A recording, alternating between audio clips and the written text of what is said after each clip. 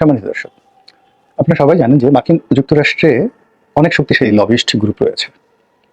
যখন মার্কিন যুক্তরাষ্ট্রের নতুন কোনো সরকার গঠিত হয়, তখন সেই সরকারের সঙ্গে সম্পর্ক স্থাপন করার জন্য বিশ্বের বিভিন্ন দেশের ব্যক্তি, প্রতিষ্ঠান এবং সরকার আমেরিকার মাটিতে লবিস্ট ফার্ম নিয়োগ করে।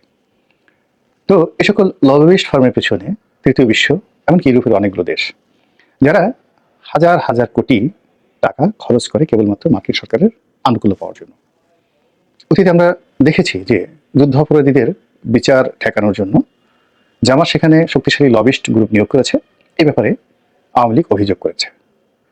আমরা এই অভিযোগে শুনেছি যে স্বয়ং সরকার, মানে পররাষ্ট্র মন্ত্রণালয়, যেখানে পররাষ্ট্রমন্ত্রী মোমেন সাহেব নিজের মুখে বলেছেন যে সরকারের কিছু কিছু বিষয় মার্কিন যুক্তরাষ্ট্রের সরকারের সঙ্গে সম্পর্ক করার জন্য, অর্থাৎ আওয়ামী লীগ সরকারের কিছু কিছু বিষয়ে মার্কিন সরকারের দৃষ্টি আকর্ষণ করার জন্য তারা লবিস্ট ফার্ম নিয়োগ করেছে। অন্যদিকে আওয়ামী লীগ অভিযোগ করেছে যে বিএনপি অনেক টাকা খরচ করে মার্কিন যুক্তরাষ্ট্রে লবিস্ট ফার্ম নিয়োগ করেছে। তো এই যে অতীতের যে কাহিনীগুলো, সেই কাহিনীগুলো কি এই 2025 সনে নতুন করে শুরু হচ্ছে, নাকি এখন যারা আছেন, বিএনপি বলেন, আওয়ামী লীগ বলেন, জামাত বলেন, তারা মার্কিন যুক্তরাষ্ট্রকে একেবারে ছোড়াই কেয়ার করছেন এবং সেখানে কোনো লবিস্ট ফার্ম নিয়োগ করছেন না? আমার কাছে সেটা মনে হচ্ছে না। ডক্টর মোহাম্মদ ইউনূস এমনিতেই অত্যন্ত ট্যালেন্ট একজন ব্যক্তি, এবং তিনি মার্কিন যুক্তরাষ্ট্রের কোথায় কি রয়েছে সেক্ষেত্রে যদি লবিস্ট নিয়োগ করার ক্ষেত্রে কারো অভিজ্ঞতার প্রশ্ন তোলা হয়, এবং সেই অভিজ্ঞতার ক্ষেত্রে ডক্টর মোহাম্মদ ইউনূস একজন প্রিন্সিপাল, একে রীতিমতো অধ্যক্ষ, আর সেখানে আওয়ামী লীগ, বিএনপি, জামাত এখনও একেবারে শিশুর পর্যায়ে রয়ে গেছে। তো কাজেই তিনি তার ক্ষমতাকে সুদৃঢ় করার জন্য, এবং মার্কিন যুক্তরাষ্ট্রের সঙ্গে তার বহুমুখী সম্পর্ক রয়েছে, তার গ্রামীণ ব্যাংকের সম্পর্ক আছে, তার অন্যান্য ব্যবসা প্রতিষ্ঠানের সম্পর্ক রয়েছে, এবং সেখানে ডেমোক্রেটদের সঙ্গে তার যে রাজনৈতিক সম্পর্ক, এটি যদি তার এবং তার পরিবারের জন্য বুমেরাং হয়ে পড়ে, তাহলে এই শেষ বয়সে তাকে মারাত্মক বিপদ এবং বিপর্যয়ের মধ্যে পড়তে হবে। এবং এই যে মিস্টার ডোনাল্ড ট্রাম্প এখন ক্ষমতায় এলেন, এখন যদি ডক্টর মোহাম্মদ ইউনূস বাংলাদেশের যাকে বলা হয় এই অন্তর্বর্তীকালীন সরকারের প্রধান নাও হতেন, তবুও তিনি বিপদে পড়তেন, এবং তাকে ডোনাল্ড ট্রাম্প সরকারের আনুকূল্য লাভের জন্য অবশ্যই সেখানে লবিস্ট ফার্ম নিয়োগ করতে হতো। এবং এখন তার জন্য সুবিধা হলো যে তিনি একই সঙ্গে এক ঢিলে দুই পাখি মারতে পারছেন, অর্থাৎ রাষ্ট্রকে, অর্থাৎ বাংলাদেশ নামক রাষ্ট্রকে ব্যবহার করে তিনি তার গদি ক্ষমতা সংহত করা এবং ডোনাল্ড ট্রাম্প সরকারের সাথে সম্পর্ক স্থাপন, এবং একই সঙ্গে ঠিক এই একই লবিস্ট ফার্ম দিয়ে তার যে ব্যক্তিগত যে বিষয়াদি রয়েছে, যদি কিছু থেকে থাকে, যেগুলো আমরা বিভিন্ন মাধ্যমে শুনেছি যে ক্লিন্টন ফাউন্ডেশনে তিনি যে বিরাট অঙ্কের অর্থ দান করেছেন, এবং ক্লিন্টন পরিবারের সঙ্গে তার যে মহরম সম্পর্ক, এগুলো নিয়ে মিস্টার ট্রাম্প ভীষণ রকম বিরক্ত, এবং বেশ কয়েকবার তিনি তার নামও উচ্চারণ করেছেন। তো কাজেই সেই মিস্টার ডোনাল্ড ট্রাম্পের সঙ্গে একটি সুসম্পর্ক স্থাপন করার জন্য তিনি লবিস্ট ফার্ম নিয়োগ করবেন, এটা স্বাভাবিক, এবং সেই স্বাভাবিকতার সফলতা জামাত এবং বিএনপি সবার চেয়ে যে ভালো হবে তার কিছু নমুনা আমরা দেখতে পেরেছি। সেটা হলো তিনি যখন দুবাইতে ছিলেন সেই সময়টিতে, এই মুহূর্তে ট্রাম্পের একেবারে রাইট হ্যান্ড বলে যিনি পরিচিত, মিস্টার ইলন মাস্ক, আপনারা সবাই তাকে চিনেন। তো সেই ইলন মাস্কের সঙ্গে তিনি ভিডিও কলে কথা বলেছেন, নর্মাল টেলিফোনে নয়, ভিডিও কলে কথা বলেছেন, এবং তিনি যখন কথা বলছিলেন পাশে মিস্টার ডোনাল্ড ট্রাম্প ছিলেন, এরকম আমরা শুনেছি। তো এটা কোনো যেন ঘটনা নয়। ইলন মাস্ক আপনার আমার মতো এত সহজলভ্য নয়, বা তিনি ডক্টর মোহাম্মদ ইউনূসের কোনো আত্মীয় নন, পরিজন নন, এবং এমনকি পূর্ব পরিচিতও নন। তো তার সঙ্গে যে ইলন মাস্কের একটা টেলিফোনে আলাপ আলোচনা হলো, তাও আবার ডোনাল্ড ট্রাম্পের সময়, এবং তাও মিস্টার নরেন্দ্র মোদী যখন আমেরিকা ভ্রমণ করছিলেন ঠিক সেই সময়টিতে। তো এটি কোনো সাধারণ ঘটনা নয়। এখানে ডক্টর মোহাম্মদ ইউনূস তার সর্বোচ্চ মেধা এবং যোগ্যতা ব্যবহার করে আমেরিকার যে লবিস্ট ফার্মগুলো রয়েছে, বা তার যে লবিং রয়েছে আমেরিকাতে, সেটিকে তিনি নিয়োগ করেছেন, এবং এটি তিনি সফল হয়েছেন আপাত দৃষ্টিতে। গেল এক। 2 নম্বর হলো শেখ হাসিনা কি বসে থাকবেন? তিনি কি লবিস্ট ফার্ম নিয়োগ করবেন না? তার তো টাকা পয়সার এখন আর অভাব নেই। আমরা যে অভিযোগ করছি যে দেশের বাইরে আওয়ামী লীগ এবং তার যারা দোষর রয়েছেন, তারা অন্তত 15 লক্ষ কোটি টাকা, আবার বলছি 15 লক্ষ কোটি টাকা দেশের বাইরে পাচার করেছে। 15 লক্ষ কোটি টাকা বাদ দেন, যদি টাকার অঙ্কটি অর্ধেকও হয়, 4 ভাগের 1 ভাগ হয়, এমনকি 10%ও হয়, এটি বিশাল অঙ্কের টাকা। একই সঙ্গে তিনি যে সকল ব্যবসায়িক গ্রুপকে তার সঙ্গে জড়িয়ে ফেলেছেন, যেমন স্বামীর গ্রুপকে, এস আলমকে, এরকম আরো অনেককে, বাংলাদেশে যারা ব্যাংক ব্যবস্থা পরিচালনা করেন তাদেরকে, এখন তাদের পিঠের চামড়া বাঁচানোর জন্য তারা নিজেদের পকেটে টাকা খরচ করে শেখ হাসিনার পক্ষে যে যার অবস্থান থেকে কাজ করবেন, there is no way. Second thing হলো, শেখ হাসিনা যদি এই মুহূর্তে মরে যায়, তাহলে যারা বাংলাদেশে বড় বড় মন্ত্রী, এমপি এই মুহূর্তে যারা বিদেশে পালিয়ে আছেন, আওয়ামী লীগের লোকজন, তারা আর কখনো বাংলাদেশে আসতে পারবেন না। তাদের আত্মীয় স্বজন ভিটের মাটি ছাড়া হয়ে যাবে, এবং তারা অলমোস্ট সবাই নির্বংশ হয়ে পড়বেন। এবং বিদেশের মাটিতে তাদের কবর হবে কোথায় এটাও আমরা এখন পর্যন্ত বলতে পারবো না। কাজেই বিদেশে যারা লুকায়িত রয়েছেন, পালিয়ে আছেন, প্রবাসী রয়েছেন, তারাও সর্বশক্তি নিয়োগ করে এখানে মিস্টার ডোনাল্ড ট্রাম্পের মাধ্যমে শেখ হাসিনার ক্ষমতায় ফেরা, আওয়ামী লীগের রাজনীতিতে ফেরা, অথবা যারা আগামীতে রাষ্ট্র ক্ষমতায় আসবেন যদি আওয়ামী লীগ না আসতে পারে তাদের সঙ্গে আওয়ামী লীগের একটা পেয়ার এবং মহব্বত তৈরি করার জন্য আমেরিকা এবং ভারতের যে লবিস্ট গ্রুপ এখানে কাজ করবে। তৃতীয় যে প্রশ্ন, যে এই দুই কাজে কারা বেশি সফল হবে। এখানে শেখ হাসিনার সফল হওয়ার সম্ভাবনা অনেক অনেক বেশি।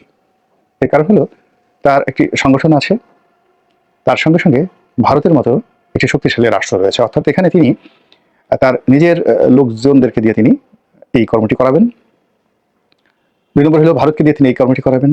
আর 3 নম্বর হলো তার নিজের ছেলে মিস্টার জয়, যিনি মার্কিন প্রশাসনের সঙ্গে সেই 2001 সন থেকেই এই কর্মকাণ্ড করে যাচ্ছেন এবং 2001 থেকে 2006 পর্যন্ত নয়, একেবারে 2009 পর্যন্ত পুরো সময়টি মিস্টার জয় আমেরিকার বিভিন্ন লবিস্ট গ্রুপের সাথে যোগাযোগ করে তার মায়ের পক্ষে, আওয়ামী লীগের পক্ষে বহু অর্থ ব্যয় করে মার্কিন প্রশাসনকে আওয়ামী লীগের ব্যাপারে ইতিবাচক করার ক্ষেত্রে গুরুত্বপূর্ণ ভূমিকা পালন করেছে। এটার দালিলিক প্রমাণ আমরা বিভিন্ন সময় দেখেছি এবং দেশের টাকা পাচার করে জয় কেন এইভাবে এই কর্মকাণ্ডগুলো করেছে সেগুলো নিয়ে আমরা অভিযোগ করেছি। তো সেই জয়, তার বিরুদ্ধে যে অভিযোগগুলো বিএনপি করছে বা জামাত করছে বা ডক্টর মোহাম্মদ ইউনূস করছে, অর্থাৎ সে বাংলাদেশ থেকে অনেক টাকা নিয়ে গেছে, তার অনেক টাকা পয়সা, বাড়ি গাড়ি সব কিছু আছে এবং আমেরিকান সমাজ এরকম, ওখানে টাকা থাকলে আপনাকে সবাই লর্ড মনে করবে। আপনার লেখাপড়া থাকুক, আপনি চরিত্রহীন হন বা না হন, বিয়ে করবেন না করে, নামাজ পড়েন বা পড়েন না, ডাজ নট ম্যাটার, আপনার টাকা রয়েছে, আমেরিকান সমাজে সবাই আপনাকে সেলুট দেবে। আপনি সারা দুনিয়া থেকে চুরি করে টাকা নিয়ে আসেন, মাফিয়া ডন হয়ে যান, আপনি আন্ডারওয়ার্ল্ডে ডন হয়ে যান, আপনি দুনিয়ার সবচেয়ে খারাপ কাজ করেন, কিন্তু টাকা আপনি আমেরিকাতে নিয়ে গেছেন এবং আমেরিকাতে আপনি কর্মসংস্থান করেছেন অথবা ব্যাংকে এই টাকা জমা দিয়েছেন, ওটা আমেরিকান সমাজের একটা বিরাট বিষয়। তো জয়ের যদি সেই অর্থ থেকে থাকে তাহলে আমরা জয়ের বিরুদ্ধে যে সকল কথাবার্তা বলছি সেগুলো আমাদের জন্য বুমেরাং হবে এবং জয়ের জন্য এটি যাকে বলা হয় সাপে বড় হয়ে যাবে, অর্থাৎ এটি আশীর্বাদে পরিণত হবে। তো জয় সেটা কতটা করতে পারবে কি পারবে না সেটা দ্বিতীয় প্রশ্ন, কিন্তু আমরা অতীতে যেভাবে অভিযোগ করেছি, অর্থাৎ 2001 সনে জয় যদি আমেরিকার প্রশাসনে তার লবিস্ট ফার্ম দিয়ে তার মায়ের পক্ষে কাজ করতে পারে, তাহলে 2025 সনে অতীতের যে কোনো সময়ের চাইতে সে অভিজ্ঞতা সম্পন্ন, অতীতের যে কোনো সময় চেয়ে তিনি ধন সম্পদে পরিপূর্ণ এবং যে কোনো বিরূপ পরিস্থিতি মোকাবেলা করার ক্ষেত্রে তার যে দক্ষতা, অভিজ্ঞতা অতীতের যে কোনো সময় এখন বেশি আছে, কাজে তিনি বসে থাকবেন না। তো এই হলো অবস্থা যে কারা এই লবিস্ট ফার্ম নিয়োগ করার ক্ষেত্রে বেশি ইনভেস্ট করতে পারবেন, দক্ষতা দেখাতে পারবেন। সেখানে চোখ বুজে বলা যায় যে এখানে শেখ হাসিনা এবং তার সঙ্গী সাথী যারা রয়েছেন, তার লবিস্ট গ্রুপ রয়েছেন, তারা ডক্টর মোহাম্মদ ইউনূস, তার সঙ্গে যদি জামাতকে আপনি যোগ করেন, তার সঙ্গে যদি বাংলাদেশ নামক রাষ্ট্রকে যোগ করেন, এর চাইতে তারা বেটার পর্যায়ে থাকবে। দ্বিতীয় স্তরে আসেন আলোচনা যে সেই অবস্থাতে মিস্টার ডোনাল্ড ট্রাম্প তার নিজের জন্য কাকে গুরুত্বপূর্ণ বিবেচনা করবেন। প্রথমত, যদি ডোনাল্ড ট্রাম্প গণতান্ত্রিক হন এবং তিনি বাংলাদেশে একটি গণতান্ত্রিক বিধি ব্যবস্থা চালু থাকুক, সেক্ষেত্রে তিনি অপেক্ষা করবেন এবং পরবর্তীতে গণতান্ত্রিকভাবে যে আসবেন তার সঙ্গে তিনি সম্পর্ক স্থাপন করার চেষ্টা করবেন এবং সেই অর্থে একমাত্র রাজনৈতিক দলগুলো বিএনপির সঙ্গেই তাদের, অর্থাৎ ডোনাল্ড ট্রাম্প সরকারের একটি ভালো সম্পর্ক হতে পারে। আর আমরা ডোনাল্ড ট্রাম্পকে যেভাবে একরোখা হিসেবে জানি, তিনি পারিবারিক সম্পর্ক বজায় রাখেন, ব্যক্তিগত সম্পর্ক বজায় রাখেন এবং পারিবারিক সম্পর্কটা কীভাবে বজায় রাখেন আপনারা জানেন যে তিনি প্রায় 4-5টির মতো বিয়ে করেছেন। তার কোনো স্ত্রীর সঙ্গে তার সম্পর্ক নষ্ট হয়নি, তার নির্বাচনে সব স্ত্রী টাকা দিয়েছে এবং সবাই প্রচারণায় নেমেছে। তো এরকম সম্পর্ক তিনি বজায় রাখেন। 2 নম্বর হলো যে তার বন্ধু বান্ধব থেকে শুরু করে অন্যান্য যাদের সাথে তিনি সম্পর্ক রক্ষা করেন সমস্ত প্রথা ভেঙে তিনি ড্যাম কেয়ার, তিনি হোয়াইট হাউসের মধ্যে ঘুমানোর জন্য, থাকার জন্য ইলন মাস্ককে সুযোগ করে দিয়েছেন। ইলন মাস্ক তার ছেলে মেয়েদেরকে নিয়ে, বাচ্চাদেরকে নিয়ে সমস্ত সরকারি অনুষ্ঠানগুলোতে অংশগ্রহণ করছে, এমনকি মিস্টার ডোনাল্ড ট্রাম্পের অনুষ্ঠানে অংশগ্রহণ করছে এবং বাচ্চারা যা হয় দৌড়দৌড়ি করে, লাফালাফি করে এবং একটি বাচ্চার নাম এক্স, সে বেশি মাত্রায় দুষ্ট। তো এখন সেই দুষ্ট সে মোদির সাথে দুষ্টমি করেছে, ডোনাল্ড ট্রাম্পের সাথে সকাল বিকাল দুষ্টমি করে, কিন্তু তারপরে ডোনাল্ড ট্রাম্প সেই তার বন্ধু ইলন মাস্ককে নিয়ে এবং তার সেই সন্তানদেরকে নিয়ে তিনিও সেই রাষ্ট্রীয় অনুষ্ঠানগুলোতে, সংবাদ সম্মেলনগুলোতে তিনি মজাদার সব কাণ্ড কারখানা ঘটিয়ে যাচ্ছেন। তো এরকম অদ্ভুত একটা লোক, তার সঙ্গে যদি ব্যক্তিগত সম্পর্কের দিক বিবেচনা করে, সেখানে ডক্টর মোহাম্মদ ইউনূসের সঙ্গে তার সম্পর্ক ভালো নেই, এটা আমরা সবাই জানি। এবং এই লোকটির একটা বদভ্যাস হলো যে সে যদি একবার কাউকে বন্ধু মনে করে তাকে ছাড়ে না, আর একবার যদি কাকে শত্রু মনে করে সে বারবার শুধু তাকে খোঁচা দিতে থাকে, শেখ হাসিনার মতো। শেখ হাসিনাও কিন্তু মানে কাউকে যদি বন্ধু মনে করে সে বারবার একেবারে সে নিজের হাতে তার বন্ধুত্ব শেষ না করা পর্যন্ত তার বন্ধু তাকে যত বাস দিক না কেন তিনি সেই বন্ধুত্ব ত্যাগ করেন না। এবং বাংলাদেশে দেখেছেন যে তিনি যাদেরকে বন্ধু হিসেবে নিয়েছিলেন, সলমান রহমান, তারপর আনিসুল হক, অন্যান্য যারা আছে, সারা বাংলাদেশের মানুষ তাদেরকে খারাপ বলেছে, কিন্তু সে তাদেরকে একেবারে আপন মানে হৃদয়ে তিনি ধারণ করেছেন। আবার অনেক আপনজন, তার আপনজন, সেই আপনজনদেরকে তিনি নিজের শত্রু বানিয়েছেন। সারা দেশের মানুষ বলেছে যে না, এই মানুষগুলোকে শত্রু বানানো ঠিক না, যেমন সাবির হোসেন চৌধুরীর মতো মানুষ। তো সাবির হোসেন চৌধুরীর মতো মানুষকে তিনি শত্রু বানিয়েছেন, দূরে রেখেছেন, উঠতে বসতে অপমান করেছেন। তুফাইল সাহেবের মতো লোককে শত্রু বানিয়েছেন, আব্দুল রাজ্জাক সাহেবের মতো মানুষকে শত্রু বানিয়েছেন। তারপরে তুফাইল সাহেব, আমর সাহেব একসময় তার কাছে ছিল, আমর সাহেবকে তিনি দূরে রেখেছেন, অপমান করেছেন। শেখ সেলিম সাহেবদেরকে কখনোই তার অন্দরমহলে ঢুকতে দেননি, সেই 2009 থেকে একদম এই পর্যন্ত, যাকে বলা হয় শেষ দিন পর্যন্ত। এমনকি শেখ হেলালকেও তিনি পছন্দ করতেন না। কিন্তু তারা প্রধানমন্ত্রীর নাম ব্যবহার করে বা আত্মীয়তার পরিচয় দিয়ে যা যা করার তারা ঠিকই করেছে, এমনকি আবুল হাসান আবদুল্লাহ সাহেব থেকে শুরু করে সবাই। কিন্তু এদেরকে তিনি কখনোই প্রিভিলেজ দিতেন না। সবাই বলতো যে পরিবারের সঙ্গে সম্পর্ক ভালো রাখা উচিত, কিন্তু তিনি সেটা কখনোই করতেন না। তো এই যে তার যে ক্যারেক্টারিস্টিক্স, এই ক্যারেক্টারিস্টিক্স ইলন মাস্কেরও আছে। তো ইলন মাস্ক যেটা করেন সেটা তিনি এরকম ব্যক্তিগত সম্পর্কটা বজায় রাখেন। তো সেই অর্থে জয়ের সঙ্গে, পুতুলের সঙ্গে, শেখ হাসিনার সঙ্গে তার যে সম্পর্কটা রয়েছে আমরা অতীতে দেখেছি, তো সেই সম্পর্ককে যদি তিনি মূল্যায়ন করেন, স্মরণ করতে চান, তাহলে তার ক্ষমতার মেয়াদকালে তিনি তার যে দৃষ্টিভঙ্গি শেখ হাসিনার দিকে লিবারেল রাখবেন, আর ইউনূস সাহেবের দিকে তিনি সেন্য দৃষ্টি যেটিকে বলা হয় সেটি নিক্ষেপ করবেন। কিন্তু মিস্টার ডোনাল্ড ট্রাম্প ইচ্ছে করলেই বাংলাদেশের ক্ষমতার পট পরিবর্তন করতে পারবেন, ইউনূস সাহেবকে ক্ষমতাচ্যুত করতে পারবেন, কিংবা শেখ হাসিনাকে বসাতে পারবেন? I think no.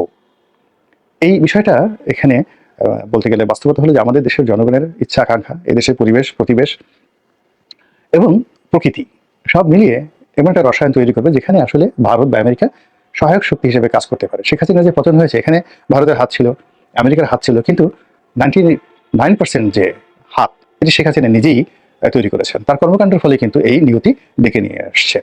আবার শেখ হাসিনা যে পরিস্থিতিতে পড়েছিলেন, সেখানে সেনাবাহিনী বলেন, আওয়ামী লীগ বলেন, পুলিশ বলেন, আমেরিকা বলেন, কিংবা যাকে বলা হয় ভারত বলেন, তারা চেষ্টা করলেও শেখ হাসিনাকে 1 ঘন্টাও বাংলাদেশে রাখতে পারতেন না। এটি হলো বাস্তবতা। তো কাজেই এত কিছুর মধ্যে সর্বশেষ কথা হলো যে আমাদের নিয়তি, আমাদের দুহাতের কামাই, আমরা যেভাবে আচরণ করব, যেভাবে কাজ করব, যে রাজনৈতিক আশা আকাঙ্ক্ষা আমরা লালন করব, আমাদের জন্য ঠিক সেই পরিণতি আগামী দিনে আসবে।